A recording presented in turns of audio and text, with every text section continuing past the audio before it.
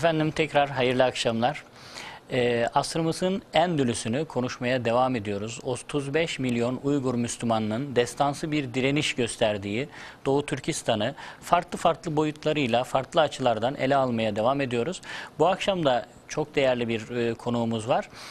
Aslında yani İslam coğrafyasının tamamını, bütün bir coğrafyayı, bütün bir bizim topraklarımızı kendisine alan olarak seçen ve aynı zamanda Doğu Türkistan'ı da alan olarak seçen, Doğu Türkistan'la da ilgilenen ve çeşitli organizasyonlar, programlar yapan, İslam dünyasının tamamına hitap eden İslam Dünyası Sivil Toplum Kuruluşları Birliği'nin genel sekreteri bizlerle birlikte.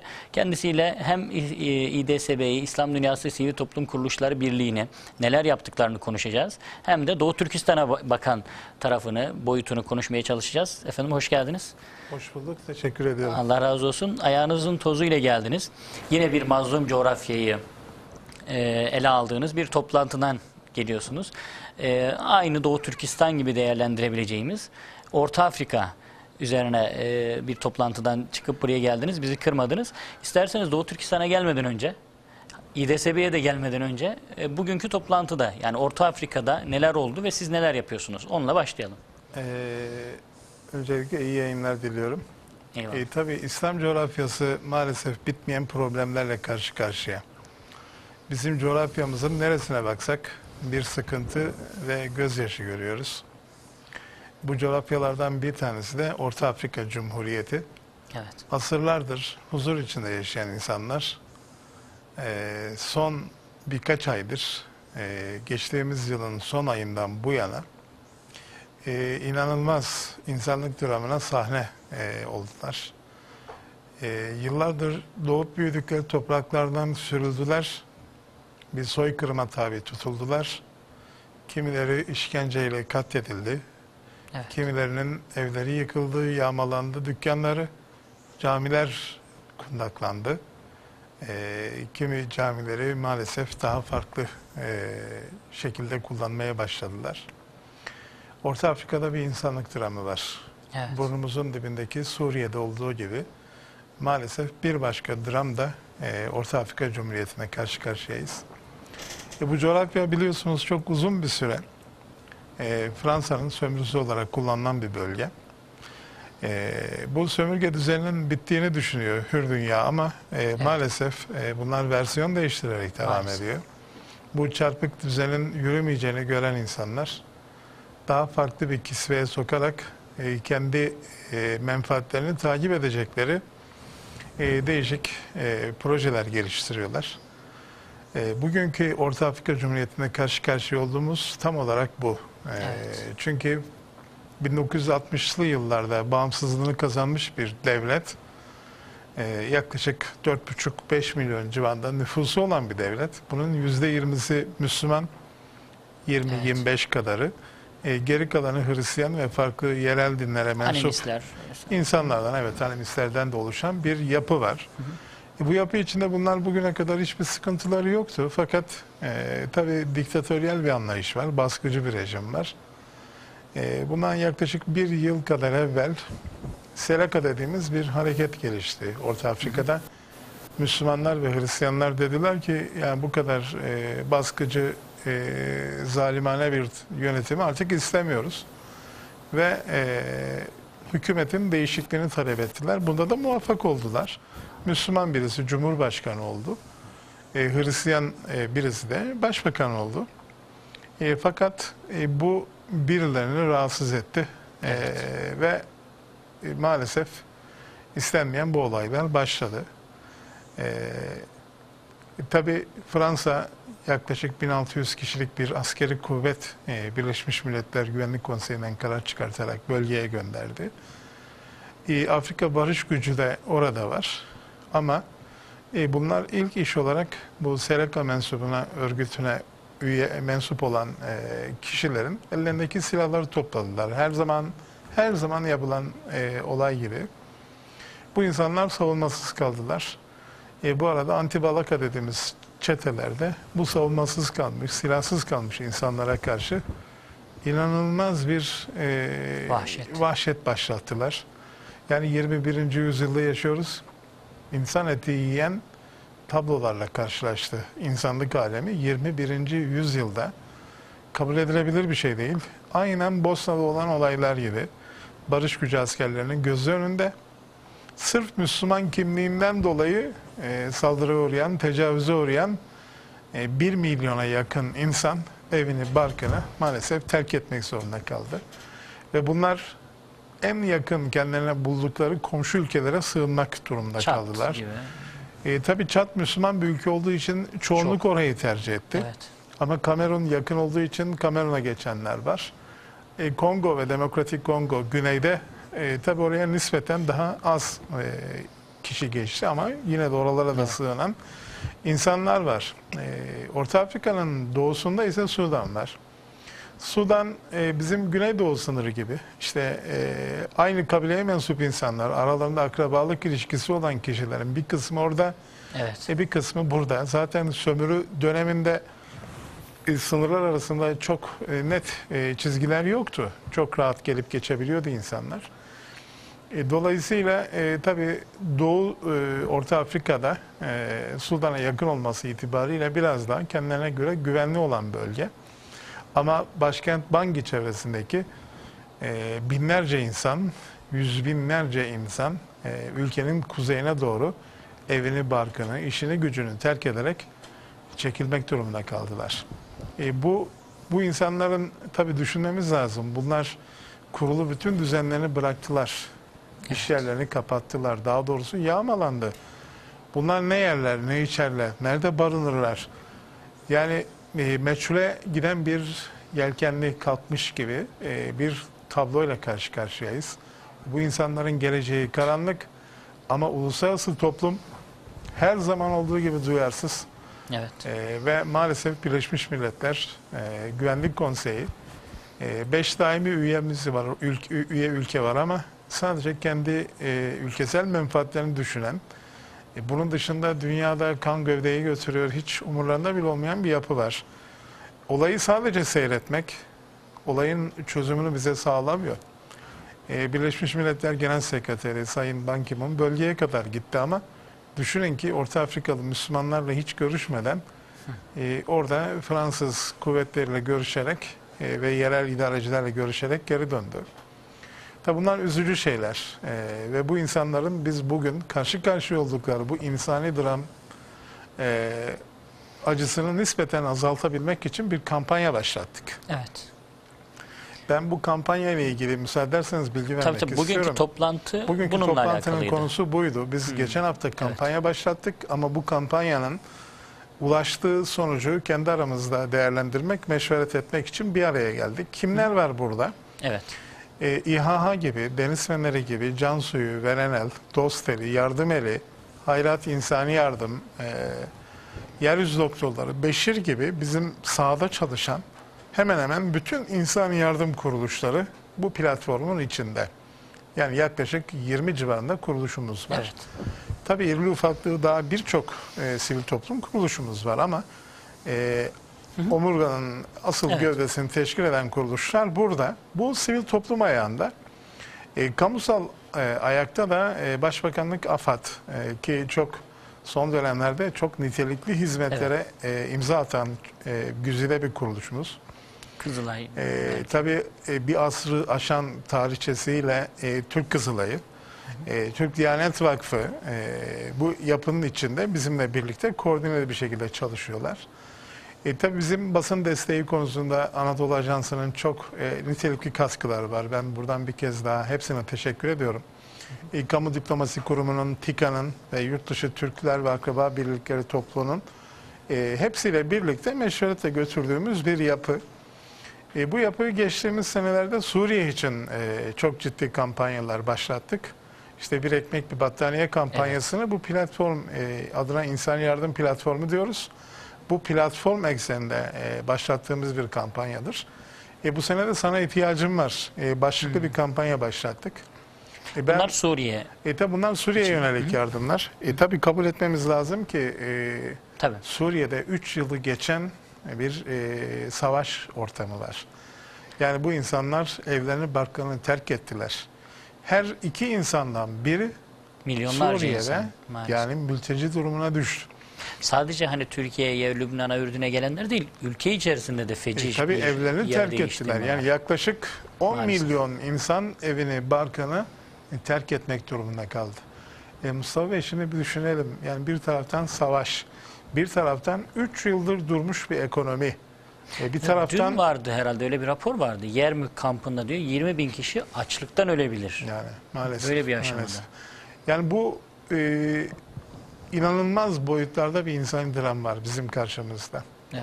Yani bu insanların, düşünün şimdi Yermuk'taki veya Hama Humus'taki Evet. bu kritik bölgelerdeki Başkentte insanlara, dahi yani. başkent için de aynı şey tabii. Tabii, Guta her dediğimiz taraf. bölgede Kimyasal muhasara silah altında kullanımı. olan hani savaşın devam ediyor olması ayrı bir şey. Evet. Siz bir taraftan oraya insani malzemenin gelmesini engelleyen bir tablo var bizim karşımızda ve bu tüm dünyanın göz önünde cereyan ediyor. 3 yılına ulaşmış bir zulüm devam ediyor. Maalesef. Tabi memleketimizde 1 milyona aşkın Suriyeli misafir var.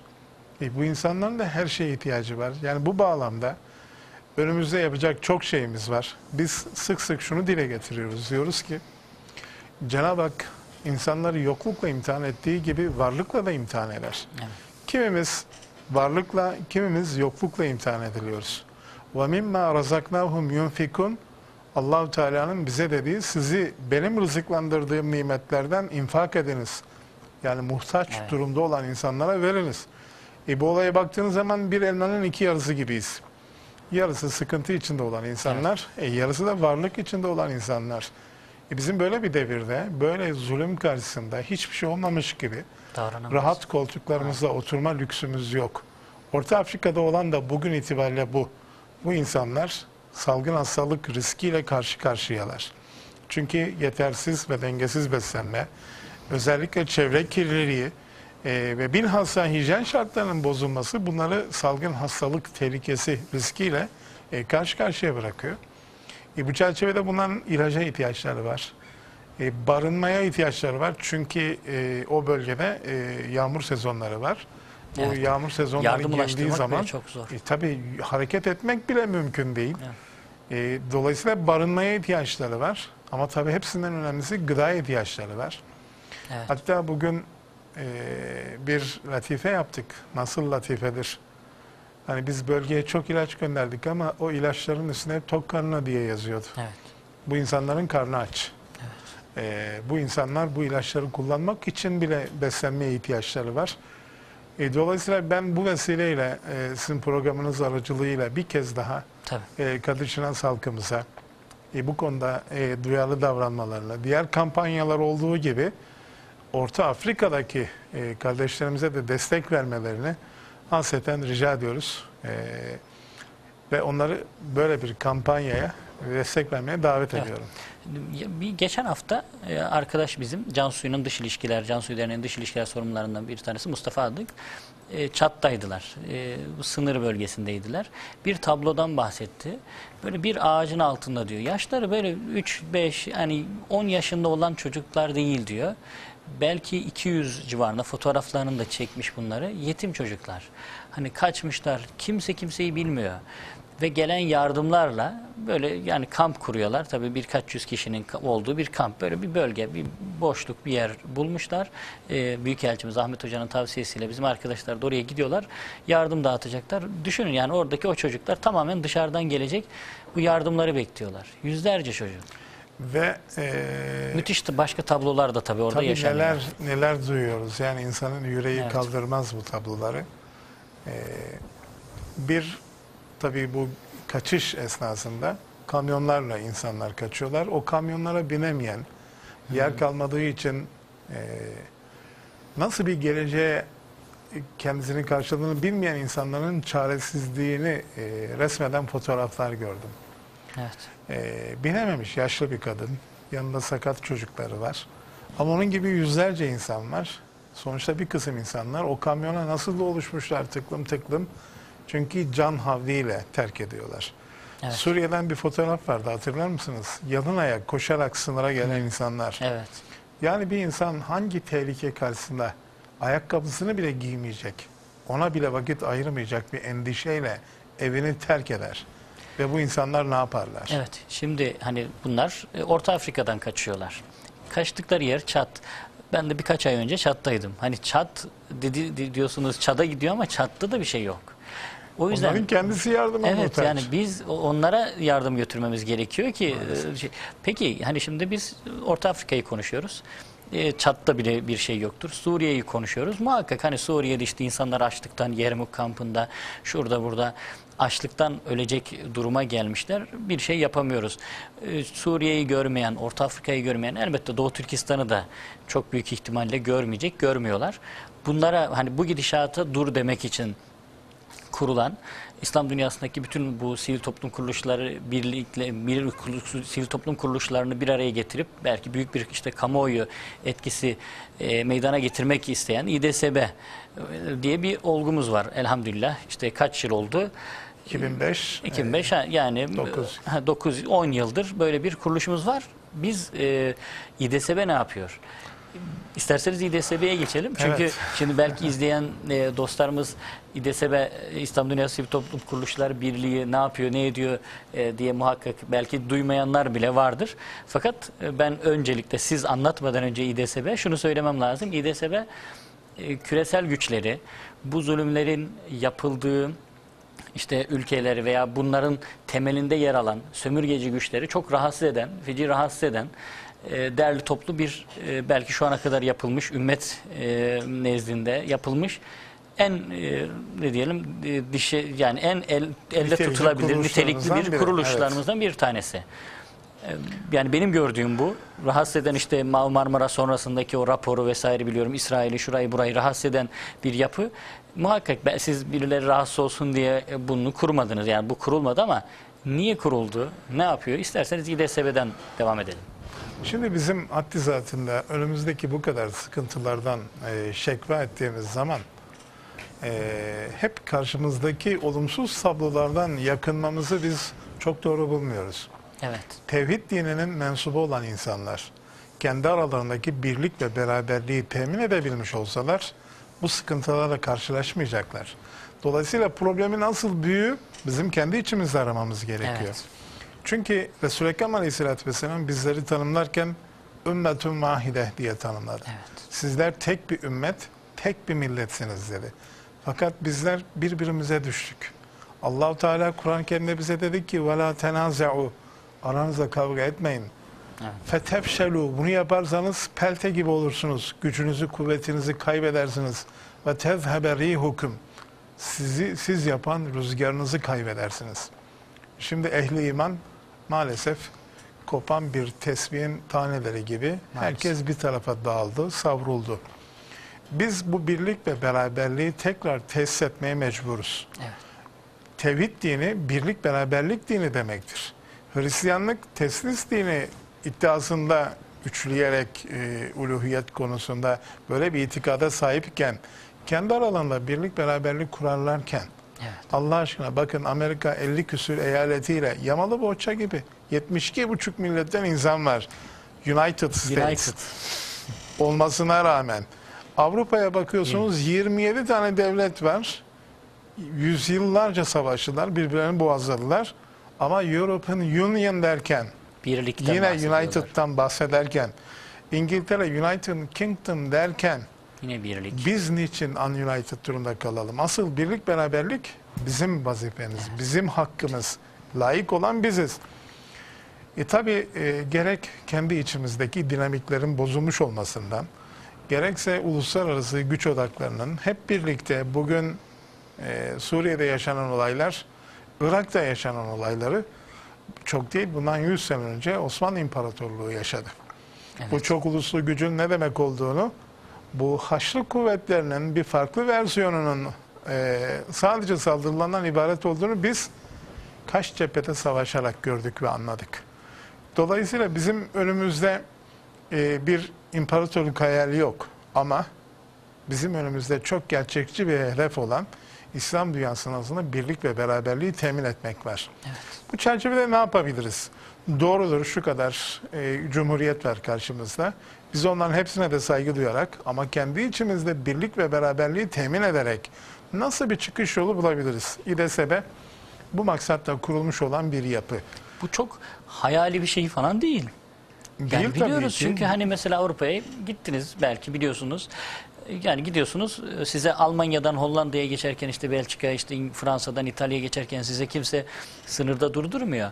Herhangi bir sınır yok. Tel örgüler yok. Mayınlı araziler yok. Bir pasaport soran bir polis dahi yoktur. Yani Fransa'dan İtalya'ya rahat bile trene atlıyorsunuz diyelim taksileri geçip gidiyorsunuz. Aslında bizim ortak paydamız çok daha fazla. Tabii onlar yüzlerce yıl birbirlerine Yani, girmişler. Mezhepler, şehir şehir, derebeylikler birbirlerini kırmışlar. Yani. Tarih boyunca bu yüzden zaten birlikte yaşama kültürleri olmadığı için demokrasiyi icat ettiler vesaire. Birlikte yaşama kültürünü icat ettiler. Bizim böyle dertlerimiz de yoktur. Şimdi Türkiye'de bizim bundan yaklaşık 15 sene kadar önce Türkiye Gönül Teşekkürler Vakfı diye TGTV. TGTV olarak kısa kodlanan bir birlik kuruldu. Bu birlik son derece stratejik, hakikaten İslam Birliği adına son derece ehemmiyeti olan bir yapı. Türkiye'deki bütün sivil toplum örgütlerini bir araya getiren bir çatı kuruluş. Tabii bu TGTV'ye mensup 100 küsür tane dernek ve vakıf var. Aklımıza gelen hemen hemen bütün oluşumlar bu yapının içinde, birlik beraberlik içinde güzel projelere imzalar attılar. Ben burada bu hayırlı işi ön ayak olan büyüklerimizi de hayırla yad ediyorum. Ahirete gidenlere de gani gani rahmetler diliyorum. Bundan yaklaşık işte bir 10 yıl kadar evvel TGTV'deki bu güzel örneği İslam dünyası nezdinde de gerçekleştirebilir miyiz diye bir dizi istişareler yapıldı. Sonunda bir uluslararası toplantı ile yaklaşık 40'a yakın ülkenin temsilcisi çağrıldı ve böyle bir birlik kuruldu. Bu birlik kurulduğunda Cumhurbaşkanının da tabii Sayın Cumhurbaşkanımız o zaman Dışişleri Bakanımızdı. Bizim açılışımıza katıldılar. Meclis Başkanımız Bülent Arınç Bey'di o zaman.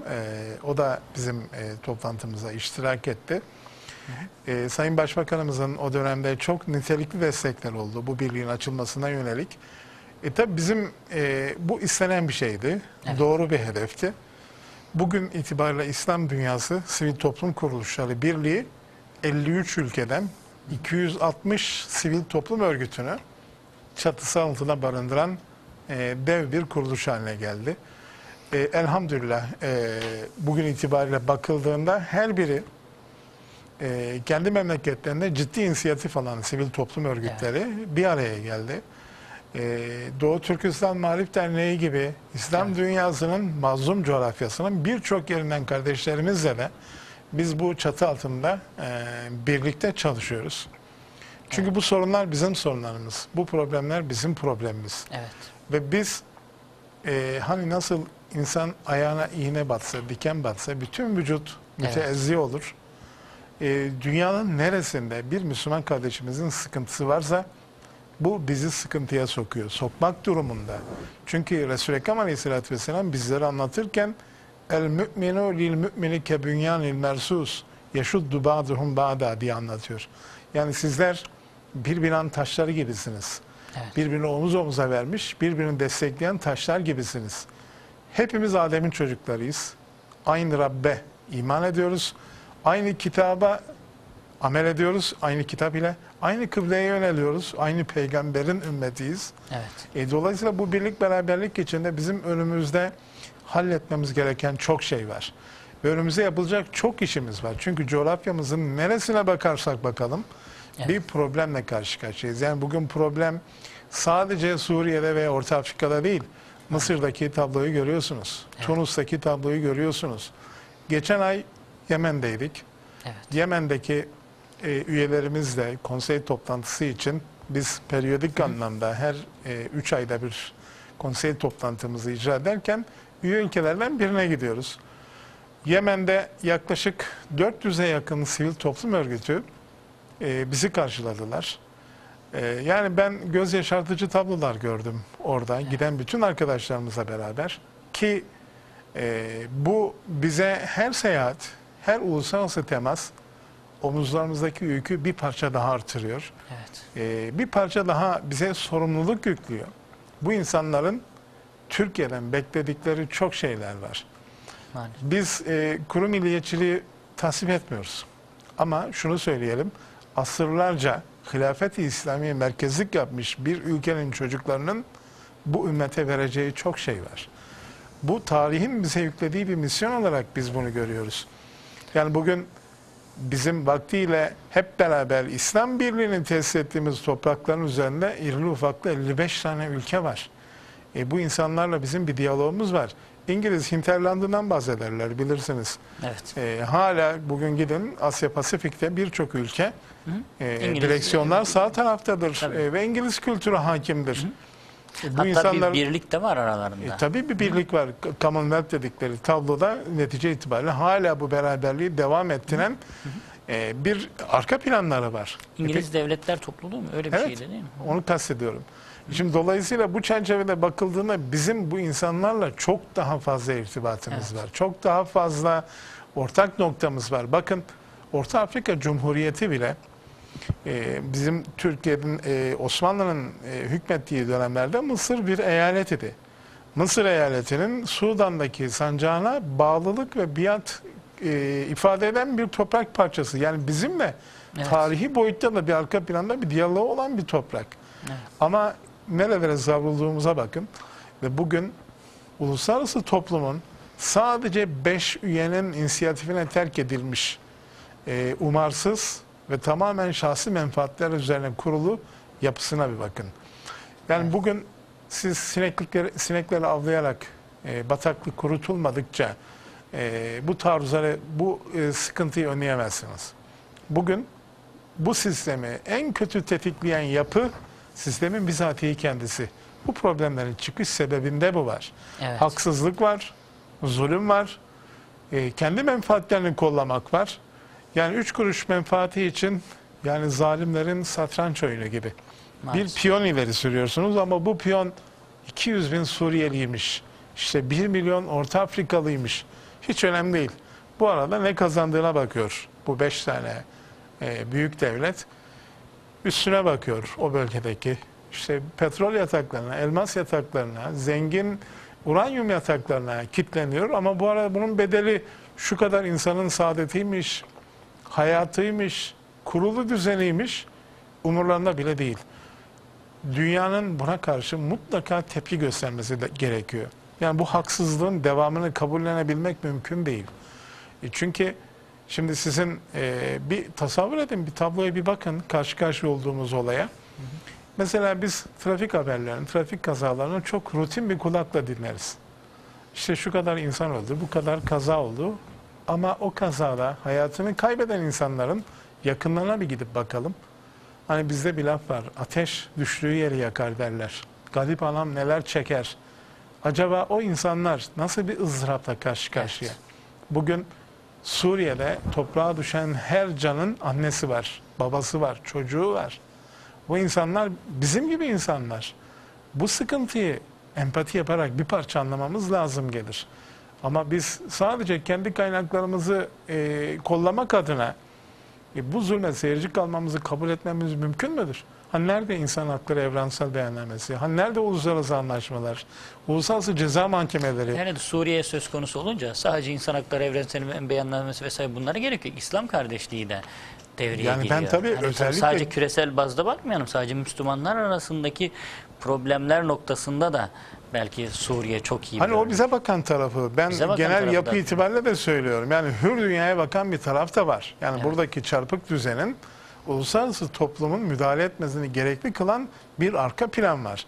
Ama ondan önce sizin de ifade ettiğiniz gibi bizim Müslümanlar olarak da bizim bakmamız lazım gelen bir arka plan var. Orta Afrika'da bir şekilde bizim derdimiz ama Suriye öncelikle bizim derdimiz. Mesela bizim şeye yönelik, Myanmar'a yönelik yapılan yardıma evet. Buradan dediler ki ya onlarla bizim ne ilgimiz var? Yani hakikaten insanları hayretle karşılıyorum. Yani işte filanca denizde ölen balinaların, fok balıklarının hesabını yapan insanların, insanlığın onurunun katledildiği coğrafyaya bu kadar duyarsız kalması kabul edilebilir bir şey midir? Yine de yani bir şekilde hani bunları susturabilecek yine bağlarımız da var. Hani Myanmar dediğimiz topraklar Birinci Dünya Savaşı'nda işte Konya'dan, Erzurum'dan, Sivas'tan esir alınan yani sömürgecilerin esir alıp İngilizlerin götürdüğü ve binlerle ifade edilen askerlerimizin de şehit edildiği o kampların olduğu bölgeler. Ya maalesef. Ve Arakan Myanmar'da bir şekilde Orta Asya'dan geçen Türklerin de uzun bir süre yönettiği, var olduğu bir coğrafya. Maalesef. Hani bir şekilde bağlarımız var. Olmasına da gerek yok. Yani olmasına gerek yok. Mazlum olması yeterli bizim ilgilenmemiz. Ben şunu sorayım. Şimdi 53 ülkede işte 260'ı aşkın sivil toplum kuruluşunun dahil olduğu bir İDSB, İslam Dünyası Sivil Toplum Kuruluşlar Birliği'nden bahsediyoruz. Bu üyelerden bir tanesi de Doğu Türkistan Maarif Derneği. Doğu Türkistan. İDSB Doğu Türkistan meselesine, sorununa, oradaki o diyelim acı Orta Afrika gibi, Suriye gibi, coğrafyamızın farklı bölgelerindeki gibi acı çeken birçok sıkıntıyla baş başa kalan Doğu Türkistanlı Müslümanlara İDSB nasıl bakıyor? Neler yapıyor? Bu düzlemde sizin bakışınız nedir? Şimdi Doğu Türkistan'da 60 yılı bulan bir mezalimle Evet. Doğu Türkistanlı kardeşlerimiz karşı karşıya. Yani 1949'dan bu yana yaklaşık 65 yıl geçmiş. Şimdi bizler devletlerin toprak bütünlüğüne saygı duyduğumuzu ifade eden beyannameler imzaladık. Uluslararası toplum olarak dedik ki işte her ülkenin kendine göre bir bütünlüğü vardır. Oradaki insanların kendi yönetim tarzlarını belirleme hakkı vardır. Self-determinasyon dediğimiz bir takım kurallar ve prensipler kabul ettik. Fakat bunların hepsi göstermelik. Hepsi gücün karşısında maalesef sadece kağıt üstünde kalan basit birer kural gibi.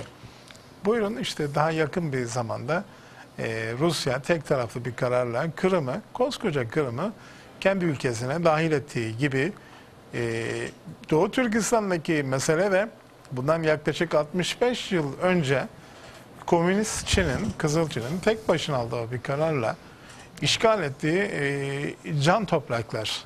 Burada 35 milyona yakın Uygur Türk'ü kardeşlerimiz var. Yani bu insanların kendi kendilerini idare etme hakları var. Bu insanların insan olmaktan kaynaklanan bir takım hakları var. Ama bu hakların hiçbiri kendilerine tanınmadı. İnanılmaz zulümler altına, meşakkatler altına bugünlere kadar savrulup geldiler. Tabii Doğu Türkistan dendiğimiz zaman bir tarafta al bayrak, bir tarafta gök bayrak. Bu iki bayrağın ortak bir tarihi, ortak bir kaderi, ortak bir geçmişi var. Evet. Bizim kardeşlerimiz, yani aramızda kan bağı olan insanlardan bahsediyoruz. Dolayısıyla biz özellikle Çin'de Doğu Türkistan'a yönelik yapılan bu zulümleri hiçbir şekilde kabul etmedik. Bunlara karşı her platformda karşı çıktık. Ama karşımızda bir Çin dediğimiz hakikaten bu uluslararası statüyü belirleyen 5 temel ülkeden biri var. Bunlara karşı tabii bizim bir kısım hakikatleri dile getirmekte ısrarlı davranmamız lazım gelen bir tablo görüyoruz. Doğu Türkistan'daki insanların bugün eğitim noktasında çok ciddi problemleri var. Çalışma noktasında çok ciddi problemleri var. Resmen bir asimilasyona tabi tutulan bir tabloları var.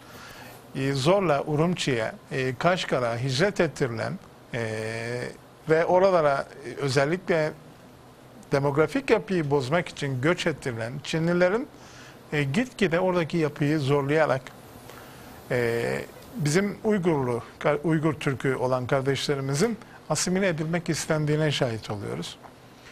Tabii 5 Temmuz olayları var. Çok yakın bir geçmişte yaşadığımız, kabul edilebilir bir tablo değildi. Evet. Yani bir devlet zulmünün ne şekilde olabileceğini gösteren çok çarpıcı örneklerden biriydi. Birkaç cılız açıklamanın ve tepkinin dışında uluslararası toplum burada da hiçbir şey yapamadı. Bizim özellikle ben burada Doğu Türkistan Maarif Cemiyeti'ne buradaki üyemiz olan kuruluşu tebrik ediyorum. Doğu Türkistan'a yönelik bu faaliyetlerin hiç yılmadan devam ettirilmesine çok büyük maslahatlar var. Evet. Özellikle buradaki yeni nesle sahip çıkacak, onları geliştirecek, yetiştirecek mekanizmaları tesis etmek zorundayız. Çünkü Doğu Türkistan'da çocukların okumasına da müsaade edilmiyor. Doğru dürüst bir iş sahibi olmasına müsaade edilmediği gibi. Sahibi olmasına müsaade edilmiyor ki. O çocukların eğitimi, evet. Yani hür dünyanın gözü önünde. Maalesef. Düşünebiliyor musunuz? 15-16 yaşına gelmiş çocuklar zorla ailelerinden alınarak Evet, asla ailelerine temas kuramayacakları uzak bölgelere zorunlu olarak çalışmaya gönderilmeleri ve bu çocukların bir köle gibi muamele görmesi hala şu yüzyılda devam edebilen işte uluslararası toplantılarda çok rahat görmezlikten gelinebilen bir tablo olarak önümüzde duruyor. Bizler peki ne yapmalıyız? Yani bu Evet. konuda Doğu Türkistan'a yönelik ne yapmalıyız? Birçok mazlum coğrafya gibi öncelikle bizim yapmamız lazım gelen en büyük hareketlerden birini bu zulmü sürekli masa üstünde tutmakla birinci sorumluluğumuz olarak ben bunu görüyorum. Sürekli bir farkındalık oluşturmamız lazım. Bunlara karşı duyarsız davranmamız, görmezlikten gelmemiz doğru değil. Bizim Doğu Türkistan sürekli masamızda duran bir ajanda tarzında olmalı. Özellikle Çin'in dışına çıkabilmiş, bir şekilde başka ülkelere ulaşmış olan bu kardeşlerimizin kendi memleketine yönelik yapabilecekleri faaliyetlerin arkasında bizim de durmamız lazım gelir. Evet. Burada tabii Türkiye'ye büyük sorumluluklar düşüyor ve bu konuda da ümit ediyorum, temenni ediyorum. Yeni dış politika konseptimizde ciddi bir özen gösterildiği kanaatini taşıyorum. Tabii çok değişik yollarla Çin'in dışına çıkan Tayland gibi, Evet. Malezya gibi ülkelere sığınan mültecilerin durumlarının da mutlaka masada olması lazım. Buna Birleşmiş Milletler'in bu tip insanları geri Çin'e iade etmeden bunlara bir mülteci sıfatının tanınmasına özen gösterilmesi lazım. Şu anda acil Tayland'da, Malezya'da bekleyen yüzlerce bekleyen, insanın olduğu gibi. Biz zaman zaman bu konularda da elimizden geldiği kadar yardımcı olmaya çalışıyoruz ama tabii asıl olan bataklığın kurutulmasıdır. Niçin bu insanlar doğdukları, büyüdükleri topraklardan niçin hicret etmek zorunda kalıyorlar? Evet. Ama bunlar nasıl peki kendi kültürlerini, kendi değer yargılarını nasıl koruyacaklar, nasıl müdafaa edecekler, muhafaza edecekler? Yani eğitim hakkı kendisini tanımayan insanlar kendi dinlerini, diyanetlerini nasıl öğrenecekler? Yani bu kadar insan haklarının temel unsurlarını teşkil eden cihetlerin içinde çok rahat bir şekilde çiğnendiğini biz görüyoruz. Maalesef. Bu noktada ben şahsen televizyon yayınlarının ve burada TRT'ye de bakan önemli bir misyon görüyorum, bir vazife görüyorum. Bölgeye yönelik Uygurca'yı yayın yapan bir televizyon kanalının açılmasında çok büyük maslahat var. Bugün artık uydular aracılığıyla ihtimal ki bu yayın da oralardan seyredilebilir. Bu tip yayınların sayısının artması lazım. Bilhassa tabii Çin'le bu konuda medeni diyalog içinde daha nitelikli bir baskı unsuru bizim oluşturmamız lazım. Diplomatik yolları sonuna kadar kullanan bir takım tavırlar geliştirmemiz lazım. Yani dünya kültür mirasının temel unsurlarından biri olan Kaşgar, mesela bizim Kaşgarlı evet. Mahmut ve oradaki tarihi çevre gitgide bu asimilasyon politikaları çerçevesinde talan edilen bir yapı var. Bunlara da bizim karşı çıkmamız lazım. Çin'le bizim çok ciddi ticari ilişkilerimiz var. Ve maalesef bugün Amerika ve Rusya'nın politikalarından, İngiltere'nin politikalarından canı yanan insanlar İslam coğrafyasına büyük bir oranda Çin'e yanaşan bir tavır sergiliyorlar. Tabii bu da rahatsız edici bir şey tablo netice itibariyle. Bizler kendi hakkımıza sahip çıkmayı beceremezsek maalesef bu problem böyle aynen devam eder. Bugün Şangay Beşlisi diye başlayan, işte ondan sonra Şangay İşbirliği Örgütü'ne dönen bu altılı yapı içinde Türkiye'de diyalog halindeki olan ülkelerden biri, nispeten gözlemci statüsüne yakın bir ilişkisi var. Türkiye bu pozisyonu da kullanarak o bölgedeki mazlum kardeşlerimize olabilecek iyileştirmeyi elinden geldiği kadar yapmada kararlı ve ısrarlı davranmalıdır. Bakın bugün Rusya'nın Kırım'ı işgal ederken ileri sürdüğü gerekçe kendi vatandaşlarıydı. Ama Kırım sadece Ruslardan ibaret değildi ki, orada Tatarlar da vardı. Evet. Orada Kıpçaklar, işte ne bileyim, işte Ukrayna asıllı kişiler de vardı. Ama ben kendi vatandaşımın hukukunu korurum dedi ve koskoca bir ülkeye parlamentosunun aldırdığı bir kararla şeye ilhak ettiler, Kırım'ı. Ama şimdi ben Ukrayna'nın doğusunda da benzer bir tabloyu görüyorum. Putin açık açık diyor ki Rusça konuşan insanların hukukunun korunmasını talep ediyoruz diyor. Biz Ukrayna hükümetinden bizi zora koşmayın diyor. Peki bizim burada Türkçe konuşan kardeşlerimizin Evet. kendi soydaşlarımızın pozisyonu ne olacak? Sizinkiler birinci sınıf vatandaş, bizimkiler ikinci, üçüncü sınıf vatandaş mıdır? Bunlar da insandır. Yani uluslararası çifte standarda girmeden biz kardeşlerimizin hukukunu cesurca masaya yatırmalı ve insanlık adına bunların arkasında durmayı becerebilmeliyiz. Evet. Bunun için şüphesiz devlet ricaline bir kısım görevler düşüyor ise de sivil toplum kuruluşlarına da görevler düşüyor. Evet. Bakın biz bu farkındalığı oluşturmak adına bu tip programlarla ve benzeri sivil toplum kuruluşlarının faaliyetleriyle bunu devamlı masada tutabilirsek insanlığın vicdanına seslenme fırsatını yakalamış olacağız. Evet. En azından kendi hesabımızı vermiş oluruz. Yani. Bütün Doğu Türkistan'daki o acının, işte Yermük kampındaki o acının hesabı bizden, inanıyorsak buna da inanmak zorundayız, sorulacak. Evet. Peki diasporadaki, yani yurt dışına bir şekilde ulaşmış dediğiniz gibi, özellikle Türkiye'ye gelmiş Doğu Türkistanlılar, yani kişisel bazda sizce ne yapmalılar? Öncelikle tabii bu bizim diasporadaki Doğu Türkistanlı kardeşlerimizin çok iyi bir eleman olarak, donanımlı bir kişi olarak kendi ülkeleriyle bağlarını kopartmamaları gerekiyor. Evet. Yani oradaki insanlar o ülkeyi terk eden, bu diasporadaki arkadaşlarından, kardeşlerinden beklediği çok şey var. Bakın sadakanın bile makbulü en yakınımızdaki insanlara verilen sadakadır. Niçin? Çünkü o insanların halini en iyi biz biliriz. Onun için Doğu Türkistan'daki mezalimi en iyi bilenler diasporadaki Doğu Türkistanlı kardeşlerimiz. Evet. Bunu sürekli masada tutmalılar. Sürekli bu meselenin arkasında dik durmalılar. Evet. Marif Derneği de bunu yapıyor. Marif Derneği de evet bunu yapıyor. Şimdi biraz zor bir soru soracağım abi. Şimdi Kırım'dan bahsediyoruz bu süreçte. İşte Kırım Tatarlarından bahsediyoruz. %10-15 gibi bir nüfustan bahsediliyor.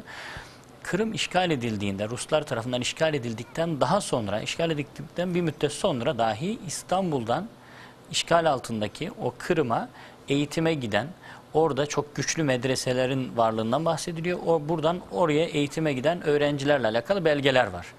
Hani orada çok güçlü bir Müslüman toplum vardı. Bugün bir görüyoruz, %10 diyorlar. Fakat o da ne kadar hani kendi kimliğini koruyabilmiş. Mecburen kaçmışlar, uzaklaşmışlar, sürgün edilmişler, zorla sürgün edilmişler. Şimdi programa girmeden önce de Üsküp'ten biraz konuştuk. Oradaki bir büyük Osmanlı aliminden bahsettik. Osmanlı oralardan çekilmek zorunda kaldıktan sonra orayı terk edip Anadolu'ya göç etmek isteyenlere hayır diyor. Hani Osmanlı'ya doğru Anadolu'ya göç etmek haramdır diyor. Tabii yani durumun ne kadar vahim olduğunu anlatmak için. Ve bugün Üsküp'te çok güzel bir damar var. Hani güzel bir şey var. Bu bir yol. Terk edildiği zaman Kırım gibi veya daha başka İslam toprakları da olduğu gibi yok olan bir diyelim İslam tarihi, kültürü ve toplumu var. Veya direnip güçlü bir damar oluşturma imkanı var. Şimdi Doğu Türkistan bizim için çok kolay bir soru tabii. Hani Doğu Türkistan veyahut da başka coğrafyalarda insanlar ne yapmalılar? Kırım gibi terk mi edecekler? Yoksa işte Üsküp gibi veya başka kendini koruyan yerlerdeki gibi orada her şeye rağmen direnecekler mi? Siz ne düşünüyorsunuz? Yani ben bu konuda bulundukları topraklarda direnerek, orayı terk etmeksizin kendi doğduğu topraklara sahip çıkan bu kardeşlerimizi tebrik ediyorum. Evet. Yani bu emaneti kabre kadar taşıyacağız. Evet. Ondan sonra bunun hesabını vereceğiz. Ben şahsen bu konuda elbette ki bulundukları toprakları terk etmeden orada sonuna kadar mücadele etmeyi kendisine prensip kabul eden bir anlayışın ne kadar önemli olduğunu hep beraber kabul etmemiz lazım. Evet. Bugün Orta Afrika ile ilgili değerlendirme toplantısında da hakikaten bu anti-Balaka çetelerin palalarının önünde çok açık hedef haline gelen ve her an bir katliamla karşı karşıya kalabilecek bir grup insanın, 14 bine yakın insanın kendilerine sunulan tahliye imkanını reddettiklerini duydum. Orta Afrika'da bir kardeşimiz tarafından. Maşallah. Dedi ki oradaki arkadaşlar dediler ki biz buraları terk edip onların ekmeğine yağ sürmeyeceğiz. Tabii zordur bunu buradan konuşmak. Tabii işte. Orada yapmak, delikanlılık oradadır. Ama bunun ecrini de Mustafa Bey Allah verecek. Bizim Doğu Türkistan'daki kardeşlerimizden özellikle beklediğimiz o olabilecek makul sınırlar içinde yapılabileceğin en iyisini yapmak. Belki eğitim faaliyetlerine ağırlık vermek. Dışarıdan da gücümüzün yettiği kadar bizim onlara destek olmamız. Şimdi bu dijital çağda birçok şey kolaylaştı. Evet. Bakın Myanmar'daki zulüm onlarca yıldan beri 40-50 yıldır devam eden bir yapı var. Ama bir akıllı telefonlar, cep telefonları, fotoğraflama imkanları çıkınca gizli kapaklı bir şey kalmadı. Biz bu zulmü ısrarla masada tutabilirsek, vicdan sahibi olan o devletlerin halkı bile bu konuyu kabul etmeyecekler. Evet. Bizim sürekli bunun üzerinde durmamız, kendi insanımıza sahip çıkmamız, diğer yargılarımızı ayakta tutmamız, bizi biz yapan değerlerden kopmadan bu ruhu canlı tutmamız gerekiyor ki Doğu Türkistan'da bugün 35 milyona yakın kardeşimizin yapmaya çalıştıkları da bu. Evet. Şu kadar mezalime rağmen hala o kimliği kaybetmemiş olmalarını bizler takdirle karşılıyoruz. Dua ediyoruz. Dua iki şekilde yapıyoruz. Kavli dua, fiili dua. Sözlerimizle dua ediyoruz.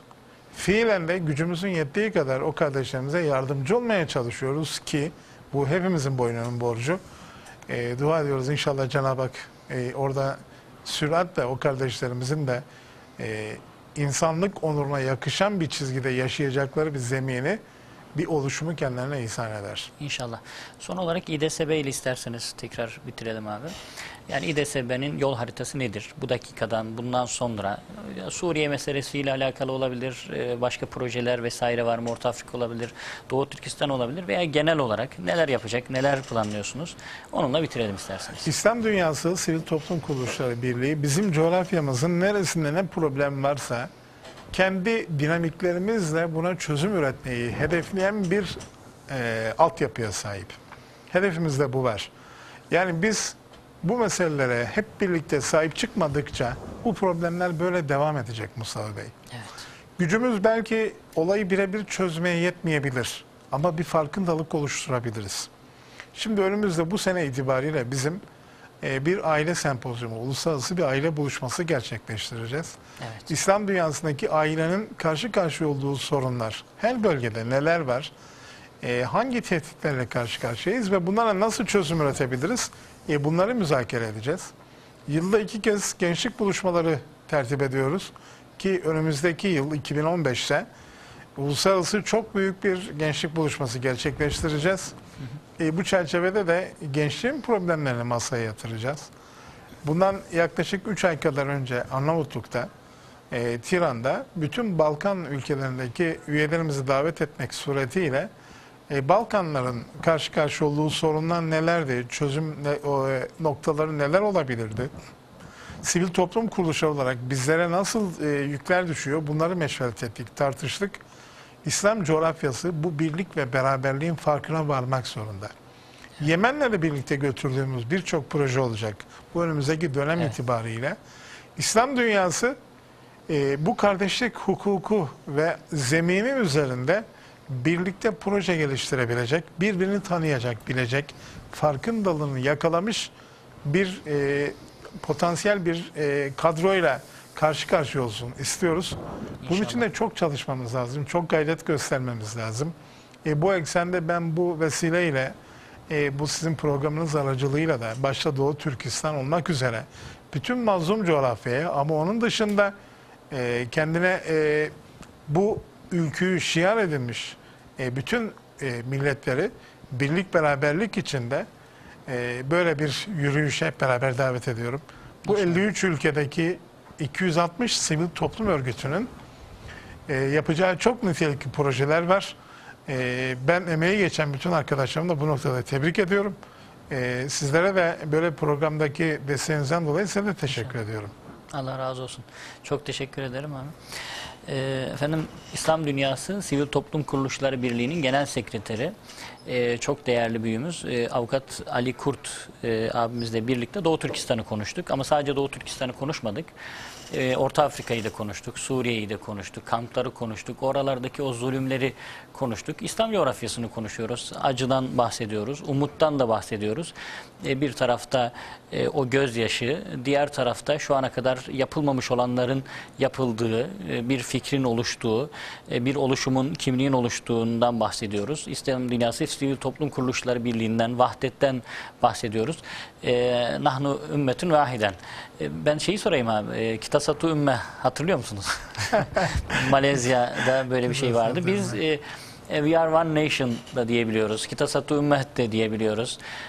Nahnu ümmetün vahiden de diyebiliyoruz. Biz bir ümmetiz. Doğu Türkistanlıyla, Orta Afrikalısıyla, Suriyelisiyle, Filistinlisiyle, Gazzelisiyle. Bu programda da özelde Doğu Türkistan'ı konuşuyoruz. Doğu Türkistan'daki o zulümleri konuşuyoruz. 35 milyon Uygur Müslümanının çektiği zulümleri ve çözüm yollarını konuşuyoruz. Bugün de İDSB Genel Sekreteri Ali abiyle beraber bunu konuştuk. İnşallah daha sonraki programlarda Doğu Türkistan'ı yine konuşmaya devam edeceğiz. Emanet edilmesi en emin olana emanet olunuz. Esselamu Aleyküm.